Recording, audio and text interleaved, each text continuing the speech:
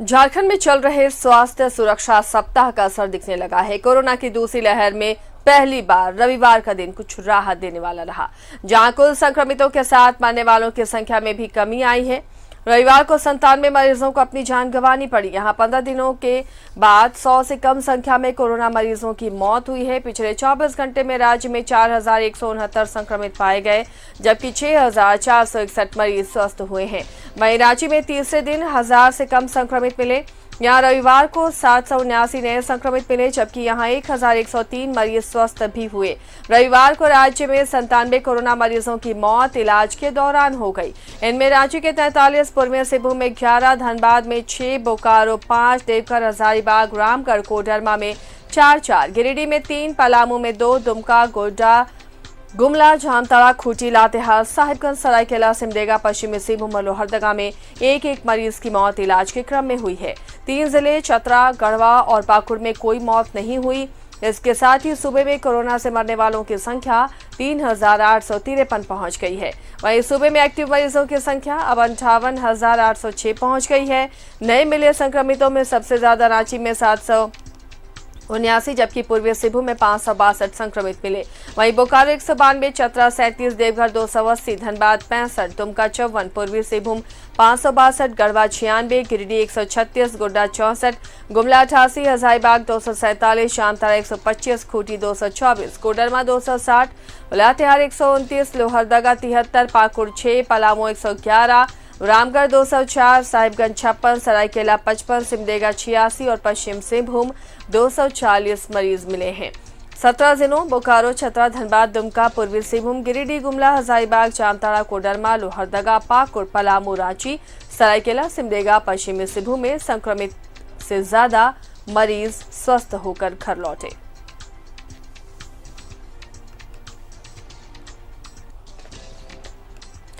जमशेदपुर से सहयोगी प्रभात जुड़े हुए हैं, वहां के हालात जानते हैं उनसे।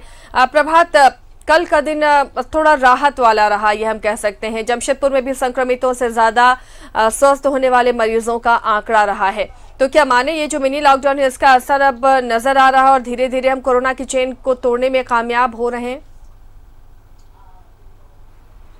बिल्कुल आशा, हम ये कह सकते हैं कल जिस तरीके से आंकड़े आए हैं उससे हम ये कह सकते हैं कि धीरे धीरे ये कम होते जा रहा है। निश्चित है कि आने वाले दिनों में और भी आंकड़े कम होंगे अगर लोग थोड़ी समझदारी दिखाएं जिस तरीके से अब दिखा रहे हैं। हालांकि आज जिला प्रशासन के द्वारा बड़े पैमाने पर टेस्टिंग की जाएगी। शहरी क्षेत्र में जो निकाय है वहाँ टेस्ट किया जाएगा, ग्रामीण क्षेत्र में जितने सामुदायिक केंद्र है वहाँ पे टेस्टिंग की जाएगी। तो ये हम ये कह सकते हैं कि जिस तरीके से आंकड़े कल के आए हैं स्वस्थ होने के भी और जो संक्रमितों के, तो संक्रमितों का आंकड़ा करीब 500 के आसपास आया और स्वस्थ होने के 700 से, तो हम ये कह सकते हैं धीरे धीरे जो स्वस्थ होने के भी आंकड़े बेहतर हो रहे हैं। और ये हम उम्मीद करें कि आने वाले दिनों में और स्वस्थ होने के आंकड़े और बेहतर हो ताकि हम इस पेंडेमिक से बाहर निकल सके। लेकिन प्रशासन अपनी ओर से, जैसे मैंने बताया कि आज बड़े पैमाने पर टेस्टिंग किया जाता है। हो सकता है कि आज थोड़े से पॉजिटिव केस ज़्यादा आए देर रात तक जब रिपोर्ट आती है। तो क्या प्रभात, ये जो आंकड़े कम हुए हैं, क्या टेस्ट की संख्या कम थी इसलिए आंकड़े कम नजर आ रहे हैं या हर दिनों की तरह उसी आसपास टेस्ट हो रहे हैं? नहीं, देखिए आसिया, एक बात है कि जो संडे के दिन होते हैं तो उसमें थोड़े से आंकड़े कम हो जाते हैं क्योंकि बहुत सारे जगहों पे टेस्ट नहीं हो पाती है। लेकिन आज फिर से बड़े पैमाने पर, चाहे वो शहरी क्षेत्र बोले चाहे ग्रामीण क्षेत्रों में बोले, या टेस्टिंग की जाएगी। और साथ साथ आज वैक्सीनेशन भी बहुत सारे सेंटरों में किया जाएगा ताकि ज़्यादा से ज़्यादा लोगों को वैक्सीन दिया जा सके। क्योंकि 2-3 दिन पहले ये देखा गया था कि कोविडशील्ड का जो वैक्सीन है वो उपलब्ध नहीं था शहर में, लेकिन कल देर रात कोविडशील्ड की जो है वैक्सीन वो उपलब्ध हो गई है। और जो इस वक्त प्रोग्राम देख रहे हैं उनको मैं बताना चाहूँगा कि शहर के जितने सामुदायिक केंद्र है हर एक क्षेत्र में वहाँ वैक्सीन की व्यवस्था की गई और अब वहाँ जाकर आप कोविडशील्ड की जो सेकेंड डोज है या फर्स्ट डोज है वो ले सकते हैं। तो जिला प्रशासन ने यह व्यवस्था कर रखी है। अगर चेक पोस्ट की अगर हम बात करें तो चेक पोस्ट में जिला के उपायुक्त ने फिर से कड़ाई से आदेश दिया है कि जो चेक पोस्ट है, जो बॉर्डरिंग इलाका है, चाहे वो बहरागोड़ा का हो, चाहे आपका उड़ीसा से लगता हो या फिर बंगाल से लगता हो, इन क्षेत्रों में कड़ाई से जो आने जाने वाले लोग हैं उनकी टेस्टिंग की जाए ताकि जो शहर में इंटर कर रहे हैं, चाहे जो बाहर से आ रहे हैं, गाँव में जाकर रह रहे हैं, उन लोगों को कहीं ना कहीं टेस्ट करके तो ये पता लगाया जा सकता है कि हाँ ये पॉजिटिव है या नेगेटिव है। नेगेटिव है तो घर जाने दिया जाएगा, पॉजिटिव है तो उन्हें आइसोलेशन सेंटर में रखने की व्यवस्था की गई। तो जिला प्रशासन अपनी ओर से पूरी जुगत लगाया हुआ है। हर दिन अलग अलग क्षेत्रों में अलग अलग नए तरीके से लोगों को मोटिवेट किया जा रहा है ताकि हम इस पेंडेमिक से बाहर निकले और अपने आप को हम स्वस्थ महसूस करें। देखिए, स्वास्थ्य विभाग तो अपनी ओर से सारा कुछ इंतज़ाम कर रहा है, लेकिन आम आदमी को समझदारी दिखाना चाहिए। जैसे अगर हम ये कहें कि कल राहत भरी खबर रही है कि मौत के आंकड़े भी कम हुए हैं, स्वस्थ होने के आंकड़े ज़्यादा है, संक्रमित होने के आंकड़े भी कम है, तो ये कहीं ना कहीं पूर्वी सिंहभूम के लिए राहत वाली खबर है। लेकिन आज जब ये टेस्टिंग होगा तो आशा हो सकता है कि ये बड़े पैमाने पर भी सामने आए, चूँकि जो शहरी क्षेत्र में है, जो हॉटस्पॉट बना हुआ है, टेल्को, सोनारी, कदमा, इन क्षेत्रों में टेस्टिंग ज़्यादा होने से निश्चित है पॉजिटिव केस आएगा। और लोग अब जागरूक भी हो गए और टेस्ट कराने भी पहुंच रहे हैं, अपने से लोग पहुंच रहे टेस्टिंग सेंटर में ताकि वो अपने आप को श्योर कर सके कि हाँ हमें कोविड नहीं है, चाहे किसी तरह का कोई सिम्टम होता है। क्योंकि अभी थोड़ी सी सर्दी खांसी हो जाने से लोग डर जा रहे हैं, घबरा जा रहे हैं। डरने घबराने की ज़रूरत नहीं है, आप अपने डॉक्टर से सलाह लें। डॉक्टर से सलाह लेने से निश्चित है डॉक्टर आपको बताएंगे कि अगर ये सिम्टम लग रहा है आपको तो आप ठीक है एक बार टेस्ट करा लीजिए। लेकिन अभी अपने आप को हिम्मत बांधने की ज़रूरत है, अंदर से बूस्ट अप करने की ज़रूरत है ताकि आप इस पेंडेमिक से लड़ सके और आने वाले दिनों में हम निश्चित है इस पेंडेमिक को हराने में सफल रहेंगे। जी आसिया। चलिए प्रभात बने रहिए हमारे साथ।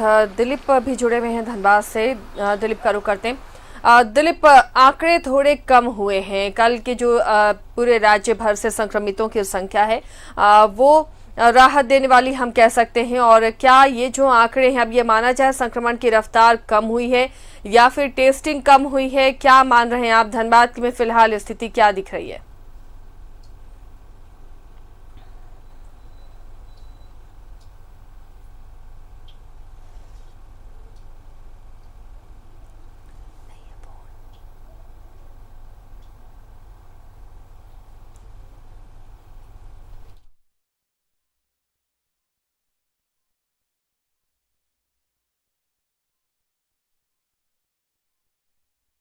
पहुंच पाए, कोशिश करेंगे दोबारा उनसे सवाल करें। दिलीप, आवाज आप तक पहुंच रही है तो जो आंकड़े हम देखें पिछले 24 घंटे के, वो आंकड़े थोड़ी राहत जरूर देते हैं। लग रहा है ऐसा कि कोरोना के संक्रमण की चेन को झारखंड तोड़ने में कामयाब हो रहा है धीरे धीरे। ये आंकड़े अब कम होते हुए नजर आ रहे हैं। मृतकों की संख्या भी कल कम हुई दिलीप, लेकिन फिलहाल क्या टेस्टिंग की संख्या कम है या फिर बहुत ज्यादा और टेस्ट कराए जाए तो आंकड़े फिर बढ़ सकते हैं? धनबाद की स्थिति क्या है?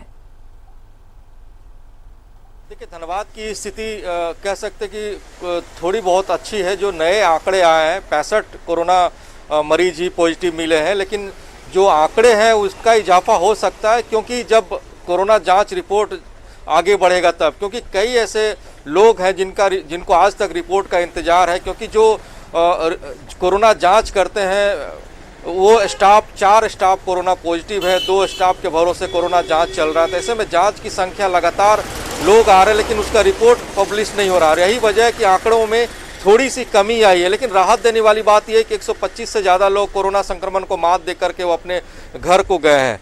इसको लेकर के कह सकते हैं कि धनबाद की स्थिति थोड़ी बेहतर हुई। लेकिन जो आंकड़े जारी हुए हैं, पिछले 1 महीने में 300 कोरोना पॉजिटिव मरीजों की मौत भी हो चुकी है।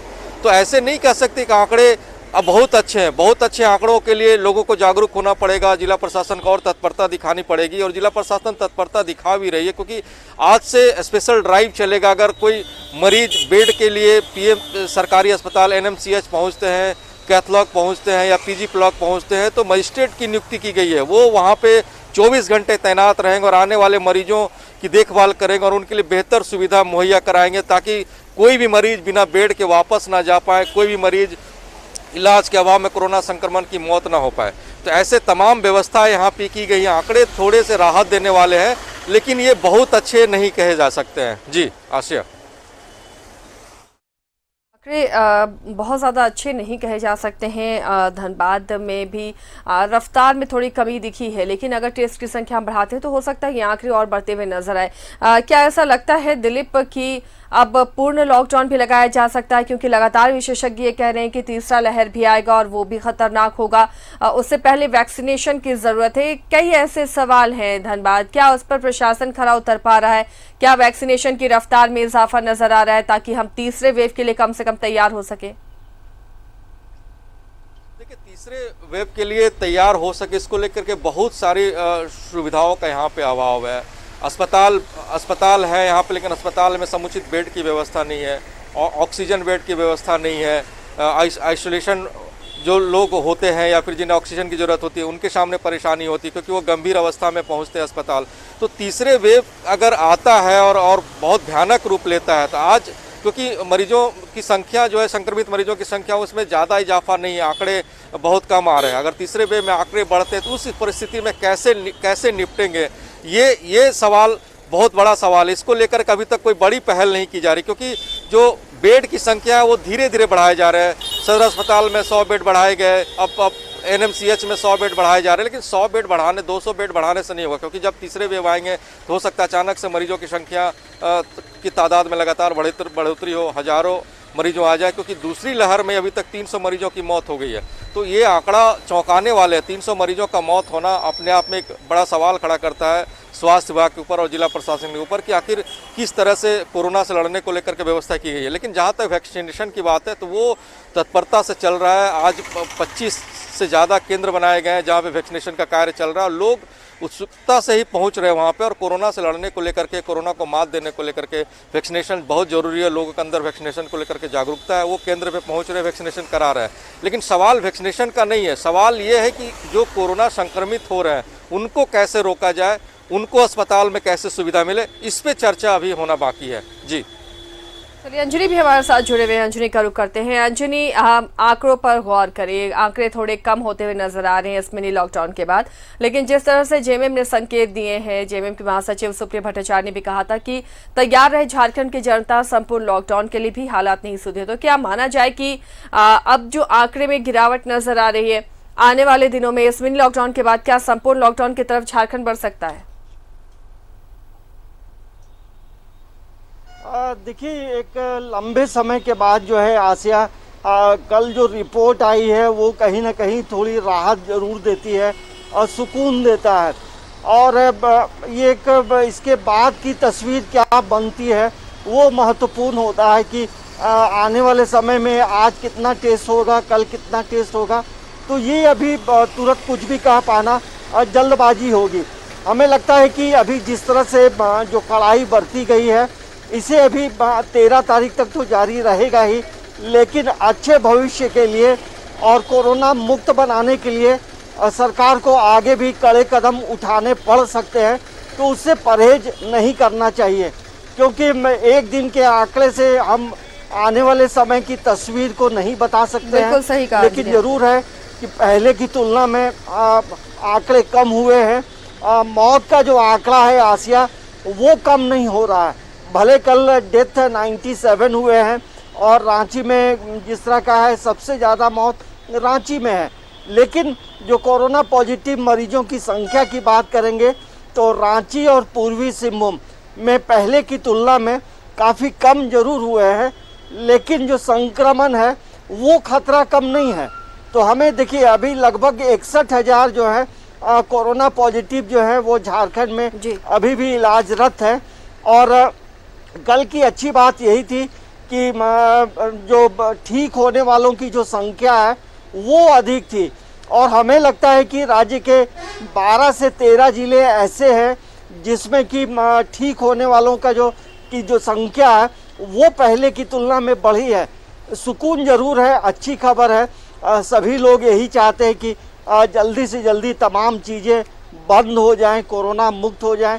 लेकिन फिर भी जो आंकड़ों को देखते हुए हम कह सकते हैं कि हमें और भी सख्ती से पेश आने की जरूरत है, क्योंकि थोड़ी सी छूट देने के बाद जो है लोग आंकड़े बहुत तेजी के साथ बढ़ सकते हैं। अंजनी, इस पर एक रिएक्शन प्रभात का भी। प्रभात, संपूर्ण लॉकडाउन की इशारा जेएमएम ने किया है, लेकिन अब जो ग्राफ गिर रहे हैं, क्या जरूरत है राज्य में संपूर्ण लॉकडाउन की, या फिर एक बार फिर से यहाँ कोरोना विस्फोट हो सकता है और शायद आने वाले कुछ दिनों तक अगर संपूर्ण लॉकडाउन हो तो पूरी तरह से चेन ब्रेक हो?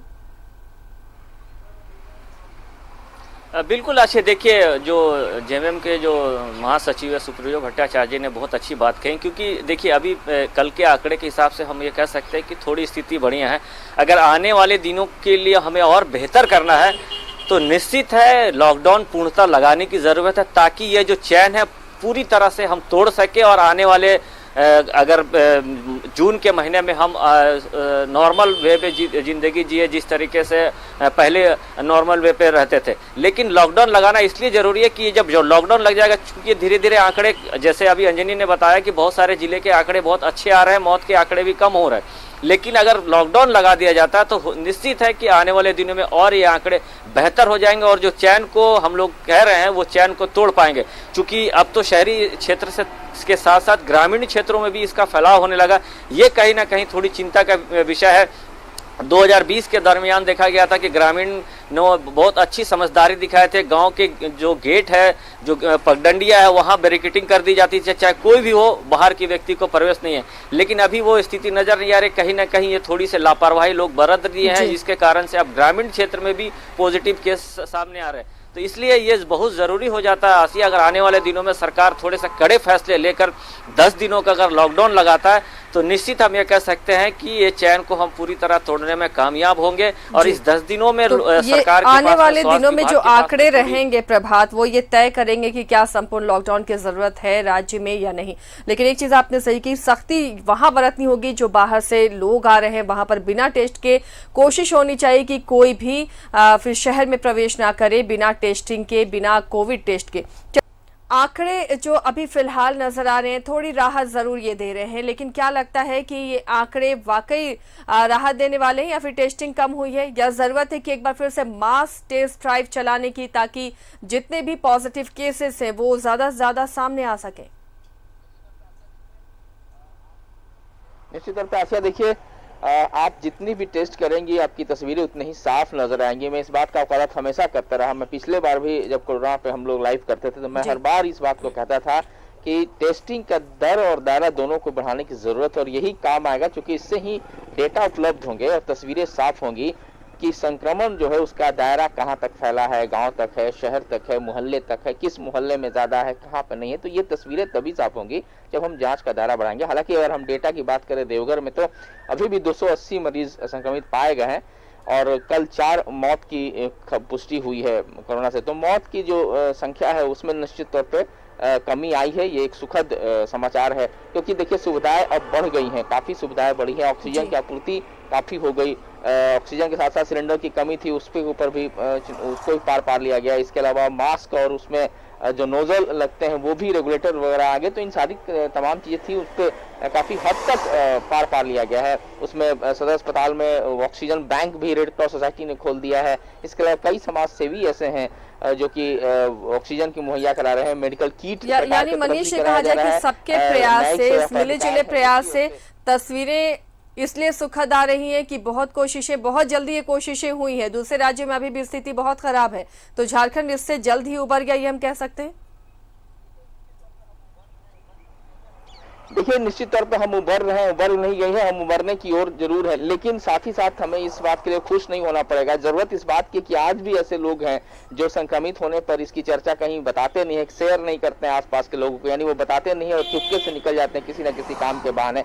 तो उस फ्रंट पे जरूर हमें काम करना पड़ेगा। मुझे लगता है कि मैं हमेशा इस बात को अपील करता रहा हूँ कि सरकार वैसे लोगों का डेटा इकट्ठा करे, देवघर जिला प्रशासन या फिर जिले के हर प्रशासन, राज्य के हर जिला प्रशासन इस चीज को कहे कि डेटा रखे और फोकस्ड हो उन लोगों पे जिनका नाम आज अगर पॉजिटिव संक्रमितों की सूची में आई है तो उनके ऊपर कड़ी नजर, उनके जो जरूरत है मेडिकल किट हो या फिर उनका घरेलू सामान जरूरत हो। आज यहाँ कई कैंटीन है जो उनके घर तक खाना पहुंचाने के लिए तैयार है। जरूरत इस बात की उन पे नजर रखा जाए, उनका औचक निरीक्षण किया जाए। धनबाद में ऐसा हो भी रहा है, अन्य जिलों में भी हो रहा है, तो ये बहुत जरूरी है। इससे ये होगा कि जो संक्रमण का जो दर है वो निश्चित तौर पर जरूर घटेगा और वही फ्रंट है जहां पे हमें खड़ा होना पड़ेगा। क्योंकि आप लोग अब खुद बखुद इतने डरे हुए हैं कि लोग बाहर नहीं निकल रहे हैं, बेवजह निकल रहे हैं, लेकिन जिन लोग संक्रमित हुए हैं उनका टेस्टिंग जरूर हो। और सबसे बड़ी बात ये मैं आपको बता दूं कि नेगेटिव होने पे लोगों को उसकी जानकारी नहीं मिल रही है, पॉजिटिव की भी जानकारी बाद से मिल रही है। तो ये कुछ चीजें हैं जहां मुझे लगता है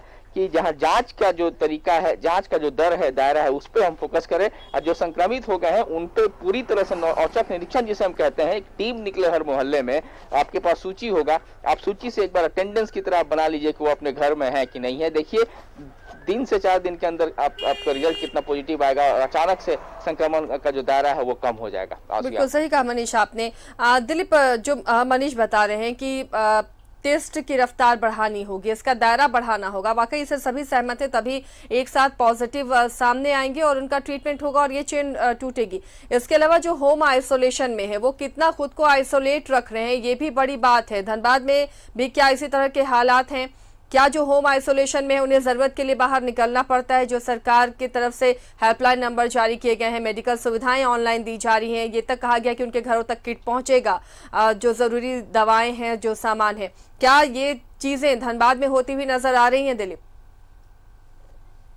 देखिए, धनबाद में होती हुई नज़र आ रही है और जिला प्रशासन इस पे नज़र रखे हुए, कंट्रोल रूम भी पूरे तरीके से नज़र रखे हुए। लेकिन खामियां यहाँ पे यह दिखती है कि जो कोरोना पॉजिटिव होते हैं और होम आइसोलेशन में रहते हैं, उनके तरफ से सावधानी नहीं बरती जाती है। वो थोड़े से ठीक होते हैं, उनकी रिपोर्ट पॉजिटिव ही रहती है, नेगेटिव नहीं आती है, वो बाहर निकलते, कुछ काम से घूमने निकल जाते। कई ऐसे शिकायतें धनबाद उपायुक्त को मिले थे और उपायुक्त ने कड़ी कार्रवाई की है। और जहाँ तक कोरोना जांच की बात है तो इसका दायरा बढ़ाने की ज़रूरत है, क्योंकि सदर अस्पताल में जांच होते हैं और धनबाद के NMCH में जांच होते हैं। 2 केंद्र बनाए गए, हालांकि स्वैब कलेक्शन के कई केंद्र हैं, लेकिन जांच 2 ही जगह पे होते हैं। और सदर अस्पताल में जांच कर्मी जो है वो कम है, 2 जांच कर्मी के भरोसे पूरे सिस्टम है। ऐसे में कोरोना का जो रिपोर्ट है उसके इंतजार में कई लोग हैं, क्योंकि अभी तक जो बातें सामने आ रही है, कई ऐसे आंकड़े हैं कि रिपोर्ट के इंतजार में लोग हैं और वो घर में डरे समय रहते हैं कि वो कोरोना निगेटिव है या पॉजिटिव। इस आशय में जब तक वो रिपोर्ट पॉजिटिव आती है तब तक उनकी तबीयत ज़्यादा बिगड़ जाती है, तब वो अस्पताल में भर्ती होते हैं। तो ऐसी स्थिति यहाँ पे बन पड़ी है। जांच रिपोर्ट में तेजी लाने की जरूरत है। जितनी ज़्यादा से ज़्यादा जांच रिपोर्ट हम पब्लिश करेंगे, लोगों को जांच करेंगे, तब इस कोरोना से महामारी से लड़ सकते हैं। और जहां तक चलिए, जांच का दायरा बढ़ाने की जरूरत है। अंजनी, क्या इसके लिए राजधानी में कोशिशें नजर आ रही हैं? ट्रेन से, बस स्टैंड में, एयरपोर्ट पर दावे किए जाते हैं, लेकिन बिना जांच के ही यात्री शहरों में पहुंच जा रहे हैं। क्या नहीं लगता कि इन सब चीजों पर सख्त होना चाहिए? देखिए, मैंने पहले ही कहा है आसिया कि अभी और सख्ती की ज़रूरत है, अभी और जो है मास ड्राइव चलाने की ज़रूरत है कि कोरोना का जो टेस्ट है वो रैपिडली और हो, तेज़ी से हो। देखिए, रांची का जो बिरसा मुंडा बस टर्मिनल है, वहाँ सुबह से यात्रियों की जांच होती है। वहाँ कई लोग हैं, नगर निगम के लोग भी वहाँ उस कार्य में लगे रहते हैं। वो हमने कल परसों भी वहाँ देखा था। तो ये एक अच्छी पहल है, सरकार भी चिंतित है। और सबसे बड़ी बात अभी ये है कि अब प्रवासी मजदूर जो है वो काफ़ी संख्या में राजधानी लौट रहे हैं या दूसरे ज़िले भी ट्रेनों से लौट रहे हैं। तो ये संक्रमण को कहीं ना कहीं बढ़ा सकता है। तो रेलवे स्टेशन में जांच हो रही है, लेकिन हमें लगता है कि इसे और सख्त करने की ज़रूरत है, ताकि ये जो लोग लौट रहे हैं आसिया, वो ग्रामीण इलाकों में अपने अपने घर जाएंगे। तो टेस्टिंग में ये भी होता है कि तुरंत जिसका आप टेस्ट कर रहे हैं उसके रिपोर्ट तुरंत नहीं भी आते हैं, किसी का पॉजिटिव नेगेटिव भी आता है। लेकिन जब संक्रमण फैलेगा तो बहुत तेज़ी से फैलेगा। यही वजह है कि सुप्रियो भट्टाचार्य जो JMM के ये महासचिव हैं, प्रवक्ता भी हैं, तो उन्होंने ये ज़रूर कहा कि लॉकडाउन, पूर्ण लॉकडाउन के लिए भी तैयार रहें। देखिए, सरकार अब यही चाहती है कि झारखंड को हम कोरोना मुक्त कैसे करें। हमें लगता है कि और सख्ती करने से इसके और अच्छे रिजल्ट भी आएंगे और जो पहले का जो माहौल था वो लौटेगा। तो अभियान चल रहा है, रेलवे स्टेशन हो, एयरपोर्ट हो। चलिए, बस इससे अभियान में जो शामिल है लोग वो ईमानदारी बरतें और इस महामारी को रोकने में तभी हम सफल हो पाएंगे। बहुत बहुत शुक्रिया अंजी, मनीष और दिलीप, आप तीनों का इस तमाम जानकारी के लिए। तो कोरोना से हमें लड़ना है और इसके लिए कोरोना के लिए जो तमाम गाइडलाइन है उसका पालन करते रहना है, ताकि इस चेन को हम जल्दी से जल्दी ब्रेक कर सकें।